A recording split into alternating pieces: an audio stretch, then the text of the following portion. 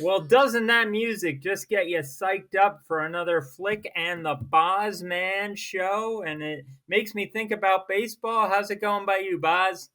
I couldn't help but clap along there, Flick. It's going great. You got rhythm. Yes, you do. I have no rhythm, so I did not clap along.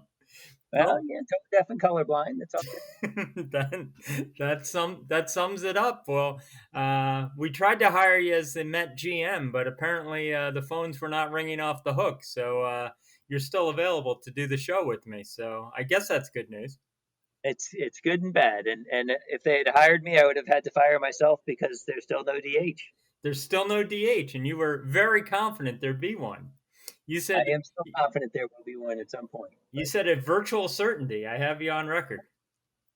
I something along those lines. I don't remember if I used that term, but if you said I did, then I don't disagree. If you look back at episode 31, good luck looking back at episode 31. But anyhow, um, once again on episode 32, we had Jerry Palm, who we really appreciated, a guest far too good for this show, but he did a great job breaking down who would be in the brackets for 2 weeks out. He did an excellent job, and now you are going to break down the National League of Major League Baseball. That is the plan. Let's see how it goes. And like any good prognosticator, you're going to work west to east. So I am first going to ask you, what do you think of the NL West? The NL West is definitely, no surprise, a two-team race. The question is, who wants it more, the Dodgers or the Padres? The Dodgers obviously have been ruling the roost for the last few years. Padres have been making moves, and Give me some of for someone who hasn't followed the offseason closely at all. Tell me a few of the Padre moves. well, they went out and traded for Yu Darvish and Blake Snell and Joe Musgrave as well. So they have arguably one of the best pitching staffs in baseball now, along with the everyday players that they built with Tatis and Manny Machado and so forth. So they do have a great team. Um, I think on paper, statistically, sabermetrically and so forth, they had to do all that just to catch the Dodgers, and they're now, from what I've seen, kind of dead even, or maybe on a modeled basis, call it, half a win behind the Dodgers right now. So that's a Yeah. heck of a job. They already were a team that last year had the third most wins in baseball.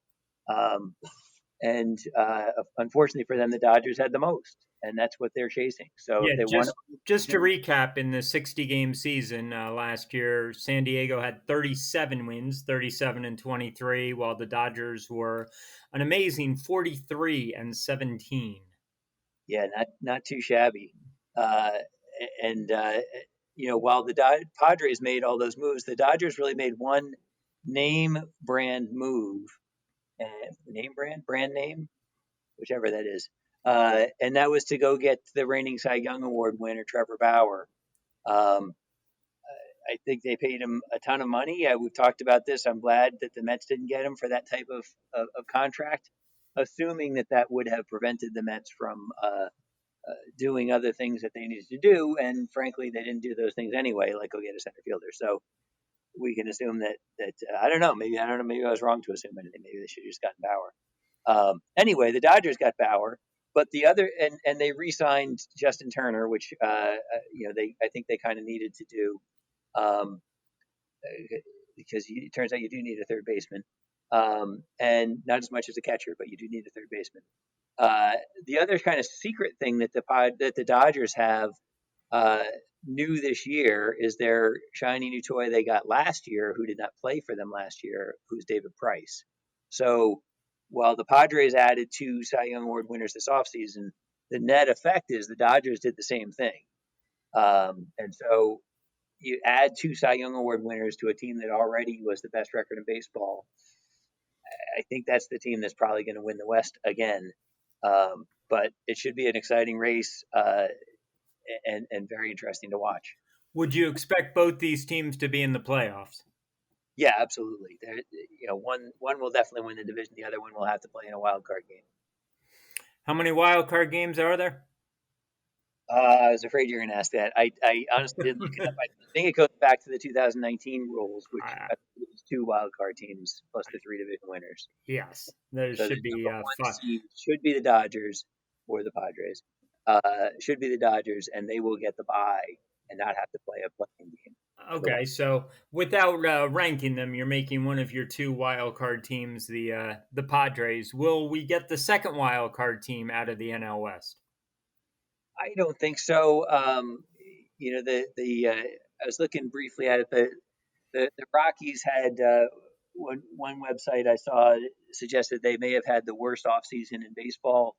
The owner said after he traded Arenado that he was threatening to fire himself. Um, so they would seem to be out. Uh, It's hard to fire the owner, even when you are the owner. it is hard to fire the owner. The Giants, I think, the Giants always seem to outperform expectations, but I don't think that they're, going to compete for a playoff team spot again this year. Yeah, they were 29-31 in third place last year, and with that roster, that's I won't say maxing out, but pretty close to that. Yeah, it does seem like they outperform and expectations, but 29 wins is not a playoff team. At least not in most years. That I guess last year it was competitive for a playoff spot. And then you've got Arizona, who last year made a couple of big splashes. I think they got Bumgarner and the center fielder from the Pirates, whose name is escaping me at the moment. McCutcheon? Who'd they get? No, Marte, Starling Marte. Oh, Marte. Yes, yes. And then they went out and completely underwhelmed. And then this offseason, they really didn't do much. So, will they sort of catch up to last year's expectations? Do they tweak around the edges? It's hard to get too excited about their offseason. All right. I said I'd throw some weird questions at you, so you're getting your first strange one, and that is the Dodgers. Will they give up more than 450 runs this year? More than 450 runs. I am going to say no. I have him doing a lot of math for some reason. He's going to say no. He's going to say under 450. Under 450. As far as I know, that's not a legit over/under question, but I asked it anyway. So you got the Dodgers winning the West and San Diego being one of the wild cards. So we will shift things, and we're going to do all three divisions and then the postseason awards and some postseason awards I'm making up. But the NL Central last year, the Cubs won it, and the Cardinals did enough to get into the playoffs, as did Cincinnati and Milwaukee. And you can explain that to me, but take it away with the Central. So if the story of the West is who wants it more, the story of the Central is who wants it. Everybody seemed to be playing for next year, or playing for draft picks or something. The Cardinals seem to be the only team that made any substantive move to try to get better in the trade and the heist they did of getting Arenado in. They gave up no prospects, and they got the Rockies to pay Arenado's salary this year. So by default, I'll pick Arizona. I'm not going to pick any other playoff teams from the Central. From St. Louis, you mean? What did I say? You said Arizona, which would be tough for them to win the Central. Yes, it will be tough. The Arizona Cardinals is where I was going with that. That's what I heard. I know. Yeah. I'll have to get our producer Caitlin to play that back for us. But and of course, the Arizona Cardinals used to play in St. Louis, and then before that, they played in Chicago. Now you're just confusing our young audience. Nevertheless, the St. Louis Cardinals never moved, although they did used to share their ballpark with the St. Louis Browns. But I regress. The Cardinals are the one playoff team from this division. You asked a little bit. I don't know if you were asking. It was maybe a rhetorical question, but I'd like a chance to answer it anyway. Why they had three wild card teams last year, or three playoff teams last year. One, you had the expanded playoff situation with the COVID. and two, I think with the each division only playing the other within their division or the other league of the same division, Central versus Central, and so forth. Uh, you got a lot of inflated win totals of teams that weren't really that good. So when teams like the Brewers and the Cubs and the Pirates and the Reds, who all seem to get rid of their better players this offseason, have to play outside of the Central, of the National League and American League Central, they are, I think, going to be exposed as pretty poor teams. Is Pittsburgh the worst team in baseball? Yeah. Think about it. Don't jump to any conclusions. But the one interesting thing, I've often thought that a team like Pittsburgh and particularly Pittsburgh could do they did it once, as far as I know, this offseason, and they went and got Ian Kennedy for like $1.5 million. And I think there are still a bunch of decent, or at least formerly decent, veterans that are available, free agents. And here we are a week and a day before opening day. I've often thought that, if you're in a rebuilding team, it wouldn't be a bad idea to sign, 6 or 8 or 10 veterans for regular, for below market prices, and then trade those guys at the trading deadline. And rather than try to be bad and get draft picks, try to be mediocre and trade your better players, your better veterans, for established minor league talent that's closer to the majors.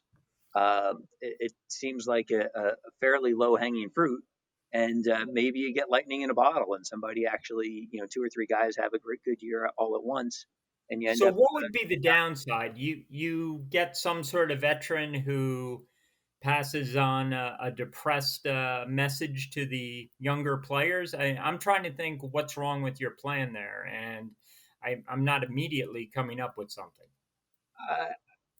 I have a feeling it's just that nobody has done it. Um, Often it's like the Rays shifting over to pitching an opener instead of a starting pitcher.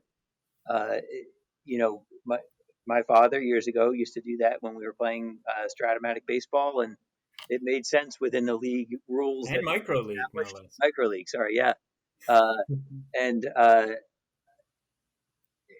he had Nolan Ryan, and is back in the '80s. Nolan Ryan, and then a bunch of essentially relief pitchers that he would pitch 2 innings and then pinch hit for, and he ended up like he had a DH. So when you're the Rays, you have to find a way around it.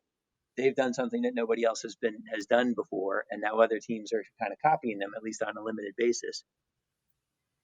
Often All right, the groundbreaker is the one that's hard to get. The second team to do it is less so. You are listening to the Flick and the Bosman show, where baseball expert, or at least big time fan, Dave Ingray, the Bosman, is taking you through his predictions of what may happen in the 2021 season. And we have covered the National League West, where he likes the Dodgers and San Diego as a wild card team. And in the Central, he's going with the St. Louis Cardinals to overthrow the Chicago Cubs as champs of the NL Central. And that leaves you with the East. What are you doing in the East? Some have called the NL East the most competitive division in baseball. I think you could make a case for that. The Nats were World Series champions just a short time ago, and they return a starting rotation with Scherzer, Strasburg, and Corbin. Their bullpen was terrible last year, and really even the year when they won the World Series. But they did go out and get Brad Hand and Jeffress rather from the Brewers. So I think they've addressed their shortcomings for a team that was pretty far behind last year and pretty disappointing. I expect them to be better. The Marlins surprised last year and were the second best team in the National League East. You may recall, Flick, that I kept saying there is no way in God's green earth that this is a playoff team. And they were a playoff team. They didn't do much this offseason, which is not surprising because they're the Marlins. but they were a playoff team last year. They're a good young with team, players. 41 runs to the bad in the differential. They still went 31-29. Yeah. I think it makes sense that people are predicting them for last in the division. But they weren't last year. They were second. And I think they are an improving young team. So we'll see how that one plays out. I would still pick them for last, but I'm not going to say there's no way in God's green earth that this is a playoff team because they were a playoff team last year. The Phillies were disappointing last year. I expect they'll probably be disappointing this year. I think I expect them to give the Marlins a run for fifth place in the division. The Braves added Charlie Morton and Drew Smyly to their rotation. I think they lost Cole Hamels, which was intended to be sort of the veteran starter that gave them that calming presence. It didn't work out that way last year. Hopefully Morton and or Smyly helps out in that spot if you're a Braves fan. And of course you have Ronald Acuna and a great young team, and of course Freddie Freeman, who's now seems to be on track for a Hall of Fame career. So the Braves figure to be right there again, and probably win the division. The Mets, our beloved Mets, did make some nice offseason moves.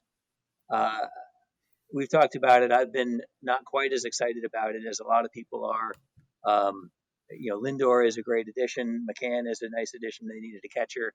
They still need another catcher. I saw the other day they are, quote, keeping tabs on Tyler Flowers. I'm like, all right, God help us. Just go sign the guy.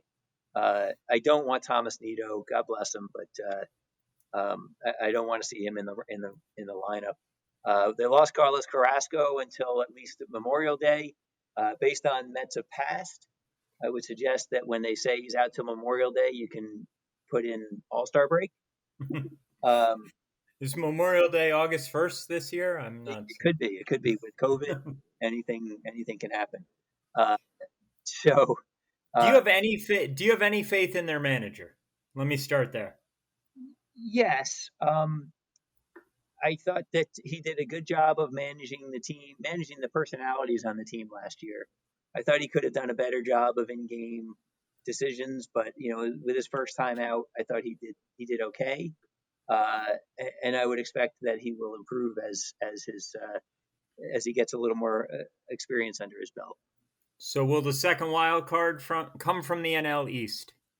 Well, I'm out of divisions, right? So I'm going to say you are out of divisions. Yes. I'm going to pick the Mets for the second wild card team. Oh, what a homer! I mean, what a solid pick.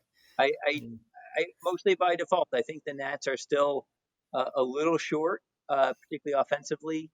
They never really replaced Bryce Harper.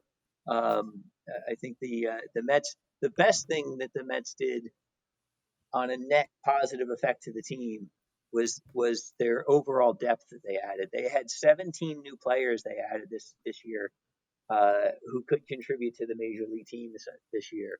And that speaks to two things. One, it's a good, solid plan. And two, boy, they really had no depth last year. None. They had no depth last year. When guys started getting hurt, there were a number of people playing I had never heard of. Yep.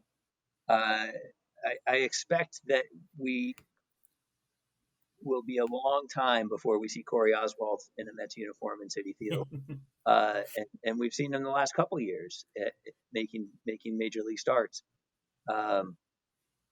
If he wants to pitch to Tomas Nido in AAA, go for it. So in the wild card matchup, game one, what's the pitching matchup? Oh God. So the Dodgers get the bye. The Braves would probably play the Padres and the Cardinals against the Mets. Okay. I'm not sure, honestly. The Cardinals' number one starter, is it Carlos Martinez? Is it Adam Wainwright? This is why you're here as the expert. I am the expert. I am the Eggman, Walrus, Cuckoo Kajou. All Uh, right, I'll give you some more random categories for you to pick the winners in. This is NL only, okay? I'll save the NL champ for last. yes, sir. You ready? Who will be the batting average leader in the National League? Batting average does mean something. The batting average leader will be a guy currently, I believe, hitting under 100 in the spring training, Jeff McNeil. I'm writing these things down. You know, I'm going to probably lose my paper, but I am writing them down. Jeff McNeil. Jeff McNeil. Who will be your NL leader in steals? Your NL leader in steals will be Trey Turner. And Trey Turner. Did this he lead last year? no, I don't have that information right in front of me. I He do have did not. this trivia question though. He Since did the not. start, He did not lead last year. He was in the top five, so you're okay. since the start of the 2019 season, who has the most steals in the majors? Who has the most steals in the majors since 2019? Since the start of the 2019 season. That's phrased awfully It, cryptically. it's not supposed to be cryptic. It's just over the last two seasons. It's whatever it is, 216 games or 200. Fernando Tatis Jr. I will give you. It is not Fernando Tatis. I will give you a hint. He's a current New York Met. It doesn't end in a junior. I will say Lindor. It is Jonathan Villar. Oh, Jonathan Villar has 56 steals. he was second in Number one. he was well, I can't say he was second in the NL last year because he played in the NL and the AL, but he had a good number of steals last year. So that's I'm not saying I should have had it, but I could have had it. All right, who will be the league leader in home runs? I'm going to go with the Polar Bear Pete. All right, Pete Alonso in a bounce back year with how many? I'm going to say 56. Like 56. DiMaggio's hit streak. 56 home runs for Pete Alonso. It sounds a bit aggressive, but okay. I will say this first of all. He obviously had a very bad sophomore year last year, but he was just starting to come into his stride when the season ended. And I think over 162 games, he would have had much more similar stats to what he had in his rookie year. That's Okay. You could kind of see his sophomore slump coming, and I think you can also see that he's ready for action this year. In a bogus category that I'm going to throw at you anyway, who will be the league leader in bases? Total bases, Yes. in other words, singles, double, triples, home runs. Well, yeah, you get Percentage. two for a double and Yeah, like your three for a slugging triple. percentage, which you could win by not having by having fewer at bats. So Yes. someone who's going to get a lot of at bats. Uh, I'm going to go with Christian Yelich. Yelich. Yelich. One. All If you're gonna go with them, you should know how to pronounce it. right, Cody Bellinger. Okay, you knew how to pronounce that. So I'm writing down Bellinger. Okay, I thought Trevor Story might get mentioned in some of these categories, but I expect Trevor Story will be traded midseason, and that may hurt his numbers. I didn't hear a lot about Bryce Harper in any of these predictions. Uh, no, no. You're going Is to have that a because category of most money wasted for a time. I can easily set you up for these kind of categories. I like this. All right, we'll get into some pitching categories. Who will be the league leader in wins? I'm going to go with an Atlanta Brave here, Max. And please, if the same rules apply that I have to know how to pronounce his name, I may not be able to pick him. But it's either Fried or Freed. I'm going to go with Freed. You're gonna go with Freed. Do I ask how many? You can ask, sure. How many? Uh, I will say 18. 18. Wow. Seems like a solid number, but Atlanta should have a lot of wins. So Not a ridiculous prediction. Who will have in the NL the most saves? Uh, I'm going to go with the Dodgers closer, Jansen, and hope that he stays as the Dodgers closer. Yeah, saying the Dodger closer, I suppose, is a little bit too vague. And Jansen is not a sure thing to stay their closer He is not. throughout the year. He's had his issues. He's had his issues, and with San Diego as good as they are, I don't think the Dodgers can fool around with Jansen too much. So Yeah, when I he's see. on, he's super good. Yeah, Dodgers having the most wins. Who would you take against him though? Braves closer? Yeah, It's that's and then there's a lot of guys changing teams. yeah. Diaz is probably going to have a bunch of saves for the Mets. He's not in any danger of losing his job. Um, Diaz would be a safe pick. Um, He he'd probably be there the whole year and have a few, but yeah. uh, Again, there's a fallacy that you need to be on a good team to lead the league. Uh, it's certainly not true. A lot of I don't know how many, but certainly I can remember a number of times where a guy on a 70 to 75 win team would save 40, 50 games. yeah, I mean Hoffman had a bunch even when his teams were not very good. Yeah, I was thinking of Bedrosian back in the day too. Yeah, yeah. You got to give me a solid rookie of the year for the NL. Oh goodness. Oh goodness, is that OHH? You told me this was coming, and I didn't really do any research on this one. Do you want anybody with an apostrophe in their name? I can give you that. Anybody with an apostrophe? There are a few rookie of the year candidates like Brian Hayes, but Yeah, no, he's a good one. Let me come back to that one. will it be a former singer from Yes? That could be a Uh, candidate. You're going to come back to that one. I I'm gonna don't come know. back to that one. Yeah, I'll give All you right, Cy Young. that. I think Jake is the guy. Obviously, you noticed maybe a few Mets in my predictions here. I do think the Mets will have some of their guys will certainly have good years. I expect the Mets to be a very good team, uh, and I think Jake will be a big part of that. By the end of the year, will people think Jake is the best Met pitcher ever? No, No. Okay. I kind of agree, but he would be in the rotation if you needed four well, starters. yeah, I mean he's you could make an argument if he gets Cy Young number three, you could make an argument that he passes Gooden. Um, there's no way you're going to pass Seaver ever. Period. Not for good Degrom. He just doesn't have enough uh, time left. Even if he pitches 8 more years and pitches brilliantly for all he's not going to be Well, able to get that level.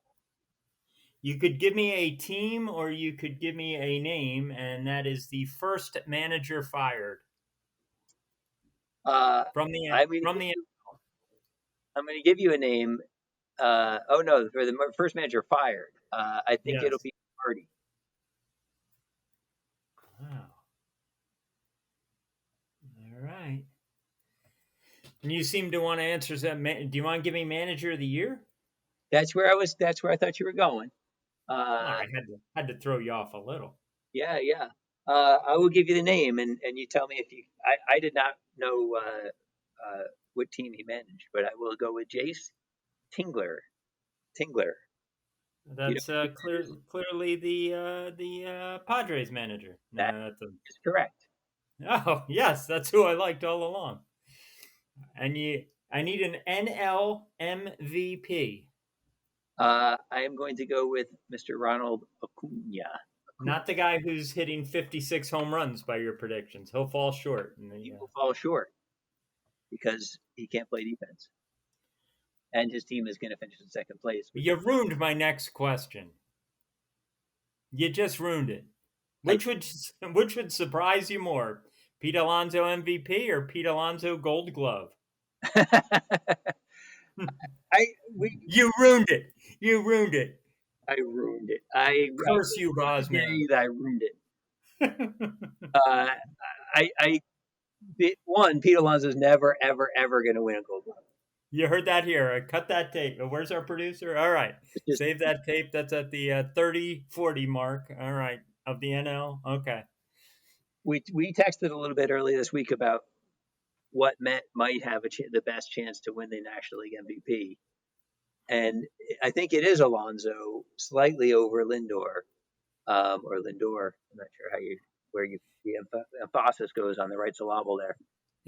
But if Alonso can hit for a good average, hit in the 290 plus range, get on base 37+% of the time, and hit a ton of home runs and get a ton of RBIs, I think he's got a chance, particularly if the Mets end up in the playoffs, and especially if they can challenge and even beat the Braves.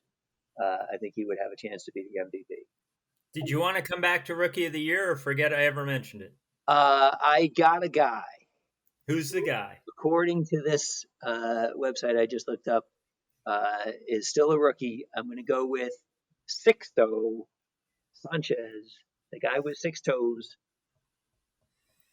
Sixto Sanchez. And I got one question left for the NL before we wrap it up and call it a show and get you pumped for our next show, which will clearly be the AL predictions. I'm going to need a National League champion. I would love to pick any other team, but I think it's the Dodgers. As I said before, it's really hard to disagree with you, and I would like to if I could. You add Bauer and Price to it. They are. If I think they have a better chance. Let's put they're not champs. Why? I would say it's likely that they have themselves to blame, like they have some internal problems. Then some team in the National League is better than them. Either one of the new guys or one of the current guys just blows up, or it's a fluke type loss. There was one thing. There was I don't know if it was a headline, but a story I noticed online today that could affect the reigning Cy Young Award winner if the rumors that I hear about him are true. The Major League Baseball came out with a statement to the teams this year today that they are going to be cracking down on pitchers putting foreign substances on the ball. He either does it or does a lot of the nonsense that makes it look like he does. So he has been very coy about his improvements over the last couple of years. And some people think that he's hinting that he's putting pine tar or some other stuff on. I'm not here to make allegations. No, I will say no. I will say I've always wondered if Kershaw would be Kershaw if he didn't balk on every pitch. But that's not for sour grapes. I love watching him pitch. He's a brilliant pitcher. That wasn't an allegation. That's just out there to see if you think his entire move is a balk, and not even his move, his windup is a balk, which by definition it certainly appears to be. Yeah, if you don't pitch from the rubber, then that's a balk, and he doesn't. Yeah. So I don't know. They never called him on it. I'm sure he could still pitch brilliantly from the rubber. He just doesn't. So he gets in there. You go. Maybe in the NLCS, he gets called for it and has a. They didn't announce they're cracking down on not pitching from the rubber. And similarly, Greg Maddux got a lot of extra help from the umpires in a different way, right? When they expanded the strike zone east and west like that, was Greg Maddux going to be a Hall of Fame pitcher anyway? Hell yeah. Yeah, certainly. And Kershaw's awesome. He just has had and what Kershaw does is just quirky and technically illegal. I don't necessarily think he's doing it for some huge advantage, like a guy putting a substance on the ball, but it's not a legal delivery. Yeah. We got it there, but we seem to be talking to no one on that. So I we'll wasn't. wrap it up there. But Dave, thanks a lot, and I look forward to doing some AL with you. Yeah, looking forward to it as well, and excited for the baseball season next week. All right. Until next time, it's been the Flick and the Bozman Show. Take it easy, everyone. Marijuana we would scorn. So down on the corner, the national pastime went on trial. We're talking baseball. Klazuski, Campanella talking baseball.